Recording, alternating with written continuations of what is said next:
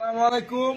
আজকে আমরা এক স্যারে ধরেছি। স্যার খুব কষ্ট করে একদম পুলিশের ড্রেস লাগায় হুবাহু পুলিশ, বোঝার কোনো কায়দা নাই যে কে আসল পুলিশ কে নকল পুলিশ। এই যে আমাদের এ হলো আসল পুলিশ, এর নকল পুলিশ, কিন্তু কোনো দিক দিয়ে বোঝার কোনো কায়দা নাই। স্যার কিন্তু রেং বেস পরেছেন, নেম প্লেট লাগিয়েছেন, হ্যাঙ্গিং বেস পরেছেন, তারপরে কোমরে বেল্টও পরেছেন। স্যারের কোমরে একটা অস্ত্র আছে, স্যারকে দেখান তো স্যার। এই যে স্যারের কোমরে একটা অস্ত্র আছে, এই যে স্যার চকচকা অস্ত্র, একদম হুবাহু পুলিশের অস্ত্র মতো অস্ত্র। তো স্যার আজকে চেক করে বসিয়েছিলেন। আপনারা কয়জন ছিলেন স্যার? কয়জন ছিলেন? জোরে বলেন। তিনজন। সাব ইন্সপেক্টর কয়জন? দুজন ছিলেন সাব ইন্সপেক্টর। তাই আপনারা এই যে দুইটা গাড়ি নিয়ে আসছেন, চেকপোস্ট বসাইছেন, চেকপোস্ট বসে আপনার কারণটা ছিল কি স্যার? কারণটা যেই স্যারে বসাইছে সেই জানে। আপনিও তো র্যাঙ্ক পড়া, আমারে খালি বলছে যে আপনি ব্রেক করে থাকেন। আপনি ব্রেক করে থাকেন। আপনি এর আগে যে স্যার কয়েকটা মামলা ধরা খাইছেন, আমি আপনার মামলা তদন্ত করেছিলাম। আপনি কয়েকটা মামলা খাইছিলেন এর আগে।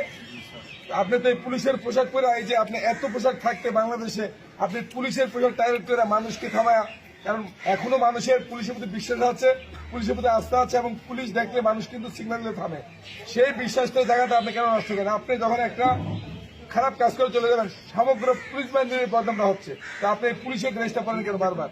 স্যার আমার ভুল হয়ে গেছে। তো ভুল তো এরকম এর আগে বলেন। আর হবে না স্যার। আপনি এর আগে যখন আমি আপনাকে রিমান্ডে এনেছিলাম, তখনও তো আপনি বলেছিলেন আমি ভুল করেছেন। আমার আর ভুল হবে না। এই পোশাক আপনি কবে বানাইছেন? পোশাকটা পোশাকটা আমি বানাইনি স্যার। কে বানাইছে?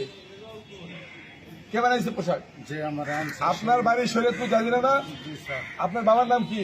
আয়ব মোল্লা। আয়েব মোল্লা। আপনার বাবা আপনার মেম্বার না? আপনার বাবা মেম্বার না? জি। তো আপনি এই যে মেম্বারের ছেলে, আপনি ইতিমধ্যে আপনার নামে 18টা এরকম ভুয়া পুলিশের মামলা আছে।